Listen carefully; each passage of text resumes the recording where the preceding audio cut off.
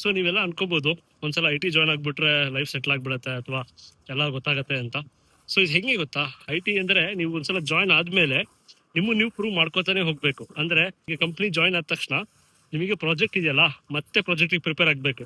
Project prepare ಆದ್ಮೇಲೆ client evaluation ಆಯ್ತಾ, ಇವೆರಡು ಕ್ಲಿಯರ್ ಆದ್ಮೇಲೆ ನಿಮಗೆ ಪ್ರಾಜೆಕ್ಟ್ ಆಕ್ಚುಯಲ್ ವರ್ಕ್ ಆಯ್ತಾ. ಸೊ ಅದಿಲ್ಲ ಅಂದ್ರೆ ನೀವು ಬೆಂಚಲ್ಲಿ ಇರ್ತೀರಾ. ಇನ್ ಕೇಸ್ ನಿಮ್ ನಸೀಬ್ ಚೆನ್ನಾಗಿಲ್ಲ ಅಂದ್ರೆ 30 days 40 days ಅಲ್ಲಿ ಮತ್ತೆ ನಿಮ್ಮನ್ನ ಲೇ ಆಫ್ ಮಾಡ್ತಾರೆ.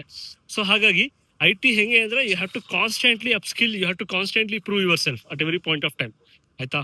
ಸೊ ಹಾಗಾಗಿ ಅಷ್ಟು ಈಸಿ ಅಂತಾನೂ ಇಲ್ಲ, ಅಷ್ಟು ಕಷ್ಟ ಅಂತಾನೂ ಹೇಳಲ್ಲ. ಇಟ್ಸ್ ಲೈಕ್ ನಿಮ್ಮ ಮೈಂಡ್ ಸೆಟ್ ಬಿಟ್ಟಿದ್ದು ಆಯ್ತಾ. ಸುಮ್ಮನೆ ಏನೋ IT ಹೆಂಗೋ ಜಾಯ್ನ್ ಆಗ್ಬಿಟ್ರೆ, ಕೋರ್ಸ್ ಮಾಡ್ಬಿಟ್ಟು ಅಥವಾ ಫೇಕ್ ಸರ್ಟಿಫಿಕೇಶನ್ ತಗೊಂಡು ಜಾಯ್ನ್ ಆಗ್ಬಿಟ್ರೆ ಸೆಟ್ಲ್ ಆಗ್ಬಿಡುತ್ತೆ, ಆ ಥರ ಎಲ್ಲ ತಲೆ ಇಟ್ಕೋಬೇಡಿ.